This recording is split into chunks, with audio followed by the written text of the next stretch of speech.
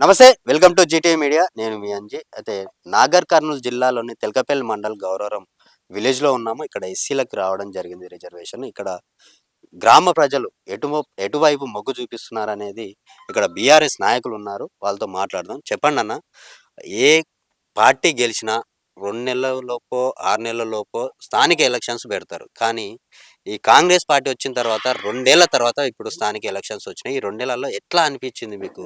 గతంలో ఎట్లుండే? ఈ 2 నెలల్లో ఎట్లా ఉంది మీ ఊర్లో? నమస్తే, నా పేరు చంద్రశేఖర్.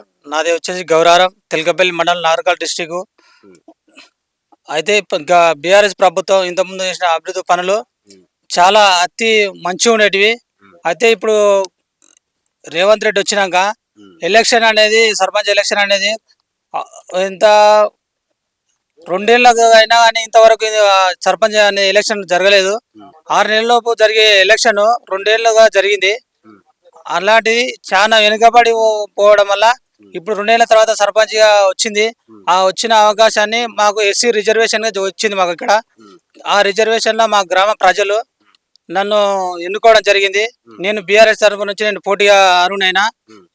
నేను మా గ్రామ అభివృద్ధి పనులు చేయడానికి హ్మ్. ముందండుగా వచ్చి హ్మ్. మా గ్రామంలో డ్రైనేజీలు కానీ, సీసీ రోడ్లు కానీ, హ్మ్. వీధి లైట్లు కానీ, ట్యాంక్ బండ్ కానీ మంచి అభివృద్ధి చేయాలని నేను ముందంజన ప్రజలు ఎన్నుకోవడం జరిగింది. నేను కూడా నా సంతోషపూర్వకంగా హ్మ్. చేయాలని నేను ముందంజగా రావడం జరిగింది. హ్మ్. అయితే ఊర్లో ప్రజలు దేశానికి వెన్నెముక లాంటి వాళ్ళు రైతులు. అయితే ఈ మధ్య చూస్తుంటే యూరియా కొరత గావచ్చు, తర్వాత రైతు బంధు పడట్లేదని ఇలాంటివి చెప్తా ఉన్నారు. మరి గ్రౌండ్ లెవెల్‌లో నిజంగానే ఇట్లా జరుగుతుందా మీ ఊర్లో? వాస్తవమే ఇప్పుడు బీఆర్ఎస్ ప్రభుత్వం అనేది మాకు ఎక్కడ కూడా రైతులు అనేది ఎవరు కూడా ఎక్కడ ఇబ్బంది పడలేకపోయారు.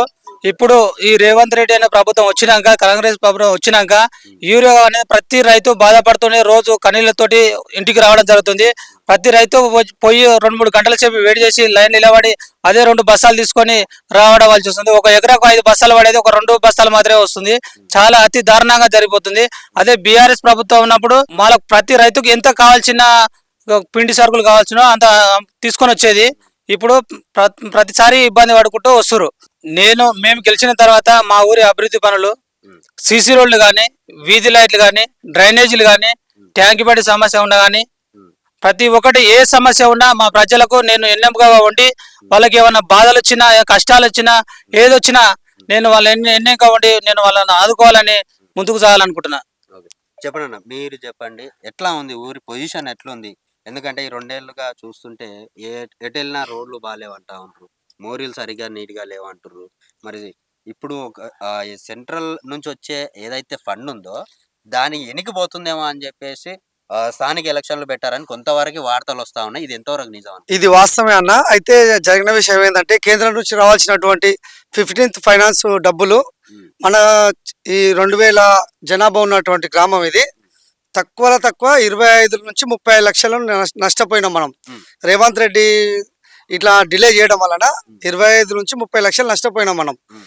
అదే 6 నెలలలోపు పెడుతుంటే మనకు 15th ఫైనాన్స్ వచ్చే డబ్బులు హ్మ్. గ్రామ పంచాయతీ వాహనం ట్రాక్టర్ వాడకానికి కానీ, హ్మ్. క్లీన్ చేయడానికి కానీ, బల్బులకు కానీ, డ్రైనేజ్ క్లీన్ చేయడానికి కానీ మనకు ఉపయోగపడుతుండే. హ్మ్. కానీ ఇది ఆయన చేతగానితనం వలన డిలే చేయడం జరిగింది. హ్మ్. ఇది కూడా ఏదో డ్రామా చేసి బీసీలు 42% చేయాలని డ్రామా చేసిండు. హ్మ్. ఆ డ్రామా ఫెయిల్ అయింది, అటర్ ఫ్లాప్ అయింది. హ్మ్. ఇప్పుడు ఏదో మళ్ళా ఆడనక పాత గజలు అన్నట్టు మా పార్టీ తరఫున 42% ఇస్తాము హ్మ్. అంటే అది కాదు, ఇది పోదు, అంత ఉట్టి జోలి. హ్మ్. ఆ మాటలు అయితే కొండ ఎక్కుతుంది కానీ చేతనం మాత్రం ఏది హ్మ్. గడప ఉడికి దాటలేదు. అయితే రీసెంట్‌గా జూబ్లీహిల్స్‌లో జరిగినటువంటి నవీన్ యాదవ్ గారి గెలుపుని అది దృష్టిలో పెట్టుకొని ఊర్లల్లో మనమే గెలవబోతున్నాం అన్నట్టుగా మాట్లాడుతా అవన్నీ ఉన్నారు. ఏం లేదన్నా, ప్రచారం చేస్తా ఉన్నారు. అట్లాంటివి ఏంది లేదన్నా. హైదరాబాద్ లో జరిగిన విషయం ఏంటంటే వాళ్ళ గుండాయిజం హ్మ్. తర్వాత రిగ్గింగ్ వేయడం జరిగింది. హ్మ్. మా జనాలతోటి కొంత డబ్బు ఇవ్వడం, హ్మ్. 5,000 ఓటుకు 10,000 ఇవ్వడం, అట్లాంటి విషయాలు జరిగినాయి. హ్మ్. కాబట్టి వాళ్ళకి ఆడ గెలిచిండ్రు. కానీ గ్రౌండ్‌లో ఎట్లా ఉంది? రైతుల సపోర్ట్ ఎటువైపు ఉంది? మరి దీనమైన పరిస్థితి ఉందన్నా. హ్మ్.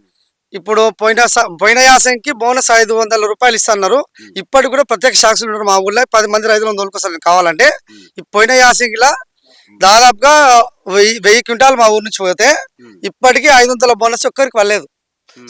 సాక్ష్యంగా చూపెట్టడం అంటే మీద బ్యాంక్ స్టేట్మెంట్ కానీ, హ్మ్. వాళ్ళకి పడ్డ డబ్బులు కానీ, నీకు రైతుల పత్రం ఉంటుంది, అవి కూడా చూపిస్తాం మీకు కావాలంటే. హ్మ్. అసలు 500 రూపాయల బోనస్ అనేది ఒక్కరికి పడలేదు. హ్మ్. రుణమాఫీ కూడా నామమాత్రంగా 30% అయింటది, 70% రుణమాఫీ కాలేదు. 3 విడతలుగా మనకు 4 విడతలు రావాల్సిన డబ్బులు, సంవత్సరానికి 2 సార్లు రావాల్సిన డబ్బులు 2 సంవత్సరాల ప్లేయర్లో ఒక్కసారి వచ్చింది.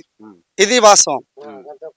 ఇట్లా జరుగుతుంది కాబట్టి వాళ్ళు ఎలాంటి బ్రోకర్స్ ప్రచారం చేసినా ఈ వీధి లైట్ల విషయంలో 70,000 రూపాయలు పెట్టి దాన్ని లైట్లు వేసి 1,40,000 రూపాయలు డ్రా చేసారు ఈ ఊర్లో. కాబట్టి ఇవన్నీ మేము ప్రజలకు వివరించడం జరిగింది. ఈ ప్రభుత్వం ఎన్ని సంవత్సరాలు ఉన్నా ఏదున్నా ఇక 2 years ఉంటుంది, తర్వాత ఉండదు, కనుమరుగైపోతుంది. ఈ తెలంగాణలో కాంగ్రెస్ పార్టీ అనేది కనుమరుగైపోతుంది. ఇది నిజం.